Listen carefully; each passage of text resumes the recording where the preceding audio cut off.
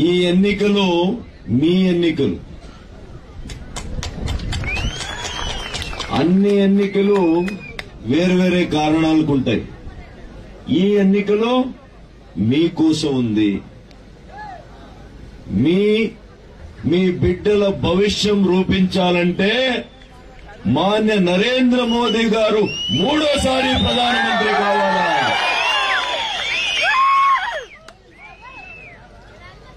మూడోసారి ప్రధానమంత్రి నరేంద్ర మోదీ గారు అయినప్పుడు మన కుమారన్న కూడా ఆ స్థాయిలోకి ఎదుగుతారు అనేది మీకు నయంగా చెప్తా ఉన్నాను.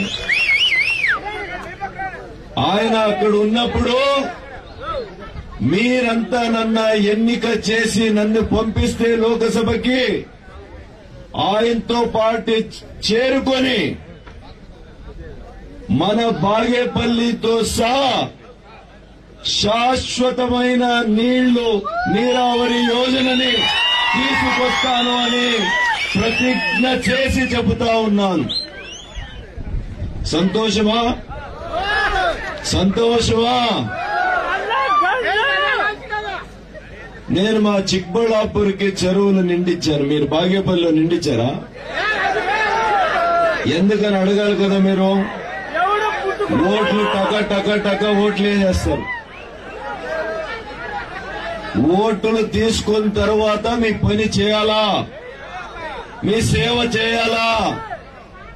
కాంగ్రెస్ చేయలేదు.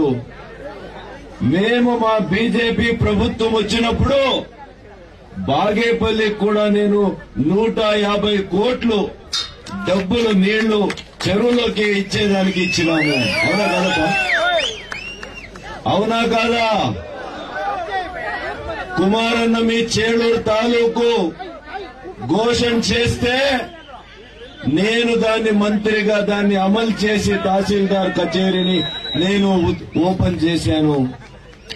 మీరందరూ వచ్చారు చేలూరు. అంతేకాదు ఎన్నో ఏళ్ల పోరాటంలో డాక్టర్ అంబేద్కర్ గారి సభాభవనం చేయాలని మీరందరూ పోరాటం చేశారు. దానికి ఎవరూ కూడా పొలం ఇవ్వలేదు. అయితే నేను మంత్రిగా ఉన్నప్పుడు ఇక్కడ మీకు పొలం ఇచ్చాను. ఉచితంగా సర్కారం నుంచి ఇప్పించాము.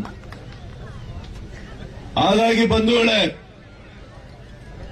ಒಬ್ಬ ಪ್ರತಿನಿಧಿಗೆ ಬೇಕಾಗಿರುವಂತದ್ದು ರಾಜಕೀಯ ಇಚ್ಛಾಶಕ್ತಿ, ಬಡವರ ಬಗ್ಗೆ ಬದ್ಧತೆ, ಬಡವರ ಬಗ್ಗೆ ಅನುಕಂಪ.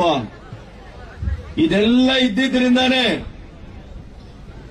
ಇವತ್ತು 45 ಕೆರೆಗಳಿಗೆ 2ನೇ ಹಂತದ ನೀರನ್ನು ತುಂಬಿಸಿದ್ದೇವೆ. ನಮ್ಮ ಸರ್ಕಾರ ಇದ್ದಾಗ 3ನೇ ಹಂತದ ಶುದ್ಧೀಕರಣಕ್ಕೆ ಹಣವನ್ನು ಬಜೆಟ್ನಲ್ಲಿ ಒದಗಿಸಿದ್ವಿ. ಆದರೆ ಕಾಂಗ್ರೆಸ್ ಸರ್ಕಾರ ಬಂದ್ಮೇಲೆ ಅದನ್ನ ಅವರು ಬಜೆಟ್ನಲ್ಲಿ ಹಣವೂ ಇಟ್ಟಿಲ್ಲ, 3ನೇ ಹಂತದ ಶುದ್ಧೀಕರಣದ ಬಗ್ಗೆ ಕೂಡ ಚಕಾರ ಎತ್ತಿಲ್ಲ. ಕುಮಾರಣ್ಣವರಿಗೆ ಪ್ರಾರಂಭದಿಂದ ಈ ಯೋಜನೆ ಬಗ್ಗೆ ಅಷ್ಟಾಗಿ ಕಾಳಜಿ ಇರಲಿಲ್ಲ. ಆದರೆ ನಮಗೆ ಬೇರೆ ವಿಧಿ ಇರಲಿಲ್ಲ. ಇವತ್ತು ಭಿಕ್ಷುಕರಿಗೆ ಚಾಯ್ಸ್ ಇರೋದಿಲ್ಲಂತೆ. ನಾವು ಆಯ್ಕೆ ಮಾಡಕ್ಕಲ್ಲ ಇಂಥ ಊಟ ಹಾಕುವಂತ ಭಿಕ್ಷುಕ. ಆ ರೀತಿಯ ಪರಿಸ್ಥಿತಿ ನಮ್ಮ ಚಿಕ್ಕಬಳ್ಳಾಪುರ, ಕೋಲಾರ ಜಿಲ್ಲೆಯ ಬಡವರಿಗೆ, ನಮಗೆ ರೈತರಿಗೆ ಬಂದಿದೆ. ಅಂತ ಸಂದರ್ಭದಲ್ಲಿ ಇದನ್ನು ಮಾಡಿದ್ದೀವಿ ಹೊರತು ಇದು ಶಾಶ್ವತವಾಗಿರ್ತಕ್ಕಂಥ ಯೋಜನೆ ಅಲ್ಲ. ಶಾಶ್ವತ ಯೋಜನೆ ಆಗಬೇಕು ಅಂತಂದ್ರೆ ಮಾನ್ಯ ಕುಮಾರಣ್ಣವರು ನಾವು ಲೋಕಸಭೆಗೆ ಹೋದ್ರೆ 100ಕ್ಕೆ 100 ಆಗ್ತದೆ ಅಂತೇಳಿ ನಿಮಗೆ ವಿಶ್ವಾಸವನ್ನ ಕೊಡ್ತಾ ಇದ್ದೇನೆ.